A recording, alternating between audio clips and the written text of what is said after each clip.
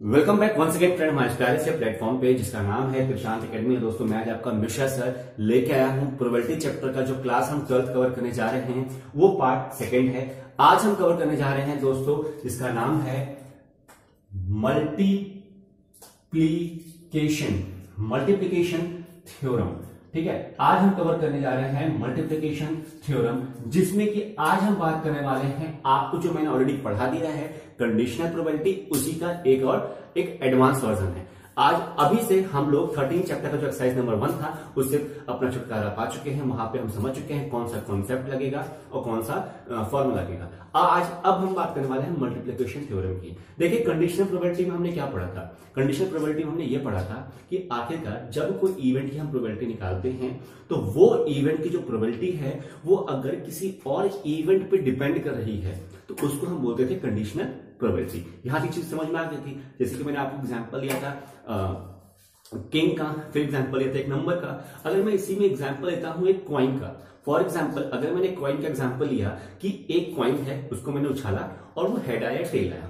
ठीक है, तो मैं अगर बोलता हूं what's the probability of getting the head, तो आप बोलेंगे सर टेल भी तो आ सकता था। तो यहां पे जो प्रोबेबिलिटी है वो इक्वल है। लेकिन अगर मैं अब 4 कॉइन को एक साथ साइमल्टेनियसली उछालता हूं, 4 कॉइन्स को साइमल्टेनियसली उछालता हूं, तो क्या मैं कहूंगा कि getting off the probability of head depend upon the other heads की प्रोबेबिलिटी है। अदर हेड कितनी बार आ रहे हैं, 4 उछाला, 3 उछाला, 2 उछाला, जितनी आ रहे हैं वो अदर्स हेड की क्या प्रोबेबिलिटी है उस पर डिपेंड करती है हमारी पहली प्रोबेबिलिटी। ठीक है, ये तो कंडीशनल प्रोबेबिलिटी थी। लेकिन अब अगर मैं बात करता हूं मल्टीप्लिकेशन थ्योरम, इसका मतलब क्या हुआ? इसमें कुछ मल्टीप्लाई हो रहा होगा, है ना? पहला लॉजिक ये लगता है। दूसरा थ्योरम है, इसका मतलब ऐसा कुछ स्टेटमेंट आएगा जिसमें हम ये जानेंगे कि प्रोबेबिलिटी में ये मल्टीप्लिकेशन थ्योरम कैसे काम कर रही है। वो देखिए दोस्तों, जो मल्टीप्लिकेशन थ्योरम है ना वो 2 टाइप की होती है। इसको एक को बोलेंगे हम डिपेंडेंट और एक को बोलेंगे हम इंडिपेंडेंट। ठीक है, इंडिपेंडेंट। देखिए डिपेंडेंट मतलब क्या होता है? निर्भर होना, है ना, किसी चीज पे निर्भर होना। और इंडिपेंडेंट मतलब क्या होता है? किसी चीज पे निर्भर न होना।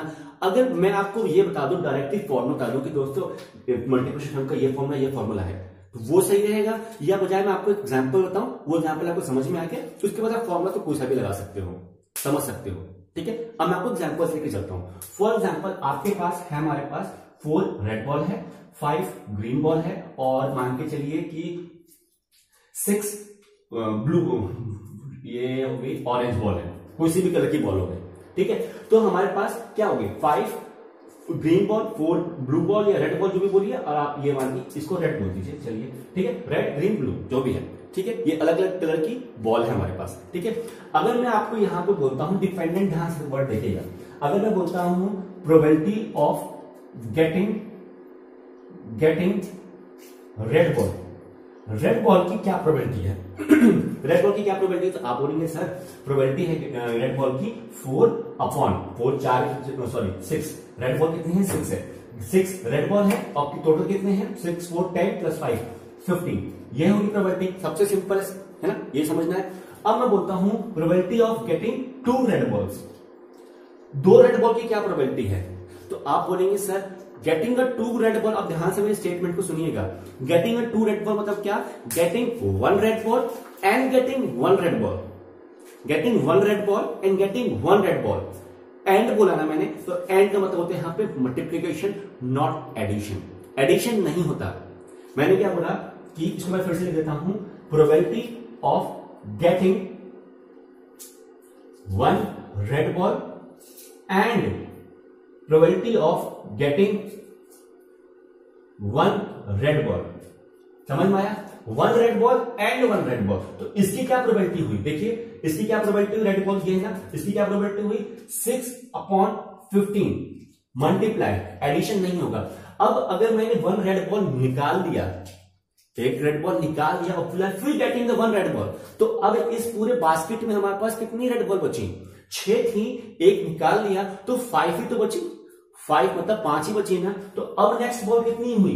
5/, अब जो आउटकम है 15 न रह के निकल चुका है, तो अब कितना हो गया वो? 14। तो अब यहां से कुछ समझ में आया? यहां लगी हमारे कंडीशनल प्रोबेबिलिटी। क्या कि जो पहला इवेंट हो चुका था, ये जो सेकेंड इवेंट है वो पहले इवेंट पे डिपेंडेंट है। चीजें समझ में आई? जो सेकेंड इवेंट है वो पहले वाले इवेंट पे डिपेंडेंट है। तो ये कंडीशनल प्रोबेबिलिटी यहां लग रही है, साथ ही साथ मल्टीप्लिकेशन थ्योरम भी हमारी यूज हो रही है, और ये हो रहा है डिपेंडेंट केस में। अगर मैं इसको लिखूं तो इसको लिखूंगा विदाउट रिप्लेसमेंट, विदाउट रिप्लेसमेंट। समझ में आया?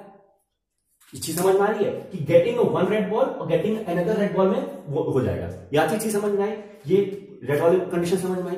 अब सिमिलरली कंडीशन, ये तो इसकी डिपेंडेंट के होगी, इसको नोट डाउन कर लीजिए, ठीक है। स्नैप के लिए नोट डाउन कर लीजिए, ठीक है। अब मैं यहां पे यहीं पे एक और कंडीशन लेता हूं कि अब बताइए कि मैं यहां पे विदाउट रिप्लेसमेंट, ये तो विदाउट रिप्लेसमेंट था और ये है with replacement, with replacement, with replacement है। अब मैं सेम कंडीशन है, 2 रेड बॉल है, 2 रेड बॉल है, मैंने यहां पे रेड बॉल निकाली और वापस एक रेड बॉल डाल दी, ठीक है।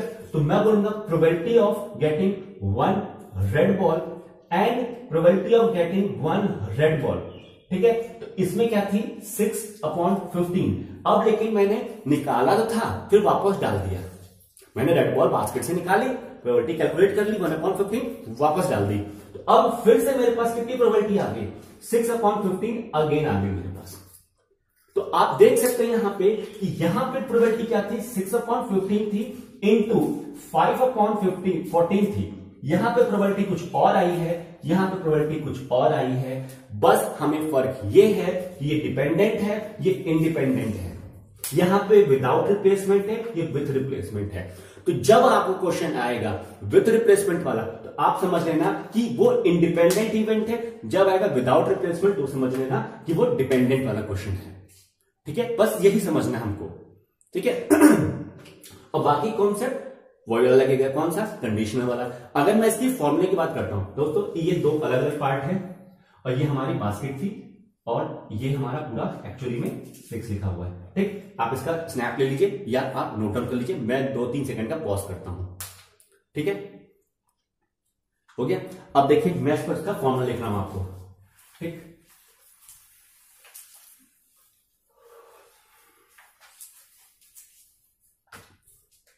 Probability of getting B is probability of A multiply probability of A intersection B, क्योंकि ये इसके ऊपर कंडीशनल प्रोबेबिलिटी लग रही है, ठीक है। अब ये हो गया प्रोबेबिलिटी ऑफ A, सेम चीज probability of B into conditional probability of A intersection B। अब अगर मैं यहां पे बोल दूं कि हाँ बस ठीक है, ठीक, इतना चीज क्लियर हो गया। अब दोस्तों मैं आपके सामने number of examples, number of question solve कराऊंगा, लेकिन मेरा एक आपके लिए एक होमवर्क है। मैं आपको एक होमवर्क देता हूं कि प्लीज अपने एनसीईआरटी बुक खोलिए, जितने भी इस टाइप के ऊपर क्वेश्चंस आ सकते हैं उनको आप सॉल्व कीजिए, ठीक है। फॉर्मूला बस वही है कि प्रोबेबिलिटी ऑफ बी क्या है कि वो ए का तो प्रोबेबिलिटी निकालेगा, लेकिन कंडीशन अप्लाई बाद में हो जाएगी कि वो ए इंटरसेक्शन बी है, मतलब कंडीशनल प्रोबेबिलिटी है, वो डिपेंडेंट है। और इसमें भी वही चीज है, बी ए की प्रोबेबिलिटी वो जो बी की निकालना है वो ए पे भी डिपेंडेंट है, ये बात होगी। लेकिन यहां पे जो कंडीशन लगेगी वो 2 चीज लगेगी, विदाउट रिप्लेसमेंट और विद रिप्लेसमेंट, वो आप वहां पे लगा सकते हैं। और यहां पे हम 3 भी कर सकते हैं, 3 प्रोबेबिलिटी भी कैलकुलेट कर सकते हैं, ए बी सी। तो probability of A, probability of getting the B, और फिर ए और बी दोनों पे। समझ में आ रहा है? वो 3 प्रोबेबिलिटी, वो हम नेक्स्ट हायर क्लासेस में समझेंगे, ठीक है। यहां आप ये समझिए कि हम कैसे कैसे कैलकुलेट करते हैं। तो आज यहां पे आपका मल्टीप्लिकेशन थ्योरम खत्म होता है, लेकिन न्यूमेरिकल पार्ट्स अभी बचे हुए हैं। अगर आपका रिक्वेस्ट आता है कि सर न्यूमेरिकल पार्ट्स कराइए, हमें और प्रैक्टिस कराइए क्वेश्चंस की, तो मैं जरूर कराऊंगा आपके एनसीईआरटी का, ठीक है। तो दोस्तों मिलते हैं नेक्स्ट वीडियो में धमाकेदार सेशन में, तब तक के लिए मुझे दीजिए इजाजत, तब तक के लिए take care, bye bye. Practice कीजिए और वीडियो को लाइक करना ना भूलें, जितना हो सकता है उतना शेयर कीजिए। थैंक यू दोस्तों, बाय बाय।